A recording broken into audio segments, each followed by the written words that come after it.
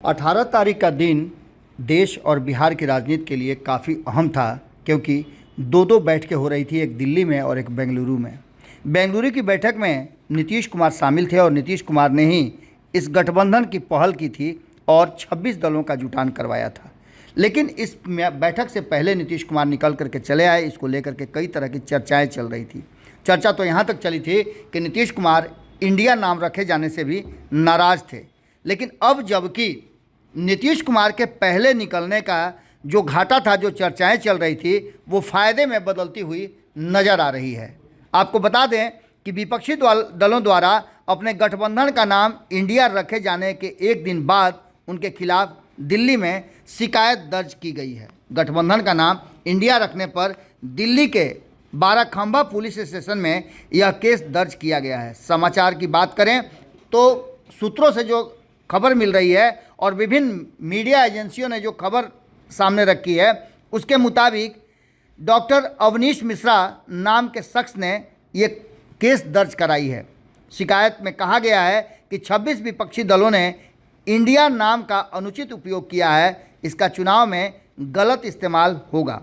गठबंधन के नाम पर आपत्ति जताते हुए शिकायतकर्ता डॉक्टर अवनीश मिश्रा ने पार्टियों के खिलाफ आवश्यक कार्रवाई का आग्रह किया है। उन्होंने कहा कि क्योंकि चुनाव में अनुचित व्यक्ति के लिए इंडिया शब्द का इस्तेमाल किया जा रहा है, जिससे लोगों की भावनाएं आहत हुई हैं।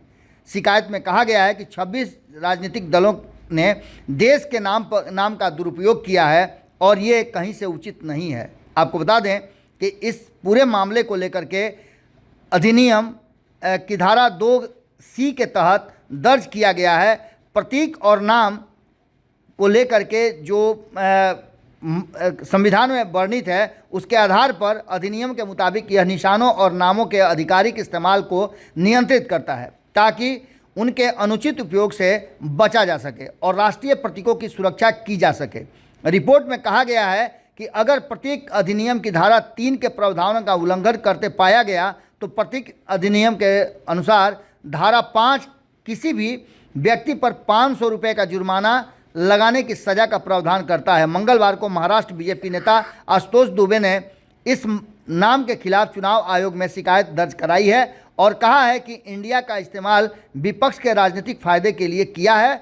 इससे देश की गरिमा का अनादर किया गया है। भाजपा नेता ने अपनी शिकायत में कहा है कि मेरा मानना है कि इस मामले में जो चुनाव आयोग है उन्हें हस्तक्षेप करना चाहिए। राष्ट्र की गरिमा बनाए रखने और लोकतांत्रिक सिद्धांतों और मूल्यों को संरक्षित करने में मदद मिलेगी, जिस पर हमारा देश खड़ा है। इन सारी बातों को लेकर के आपको बता दें कि 26 दलों के गठबंधन India national developmental inclusive alliance India की टैगलाइन जीतेगा भारत तय की गई है।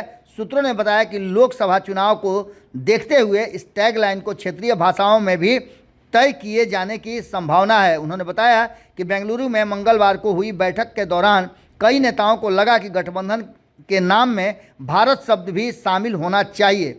एक वरिष्ठ नेता ने कहा कि जीतेगा भारत को टैगलाइन में इस्तेमाल करने का फैसला किया गया है। सूत्रों का कहना है कि विपक्ष के कई नेताओं की सहमति और प्रयास से यह टैगलाइन चुनी गई थी। वहीं नीतीश कुमार को कहा जा रहा है कि इस इंडिया नाम से उन्हें आपत्ति थी। अब इन सारी बातों को लेकर के जो मुकदमा दायर हुआ है, उसमें देखा जा रहा है कि 26 दलों का नाम शामिल है। लेकिन चूंकि नीतीश कुमार इस बैठक से पहले ही निकल गए थे, उसको लेकर के संभावना व्यक्त की जा रही है कि नीतीश कुमार इससे बाल बच गए हैं। अब देखना दिलचस्प होगा कि इस मुकदमा दायर होने के बाद क्या कुछ निकल करके सामने आता है और इन 26 दलों के इस इंडिया गठबंधन का क्या होता है। जुड़े रहिए भारत लाइव के साथ। बहुत बहुत धन्यवाद। अगर ये वीडियो पसंद आई और वह बिहार के राजनीति और बिहारियत से सरोकार रखेनी तो सब्सक्राइब बटन दबा के चैनल के सब्सक्राइब कर ली। ओजे एगो घंटी बा, ओकरा बटन दबा देला से कुल सटीक और मारक खबर रुआ मुफ्त में मिल जाई। अगर रुआ पत्रकारिता के हमनी के नया प्रयोग में सहयोग कर चाहतानी तो ज्वाइन बटन दबा दी। पेटीएम नंबर नोट कर ली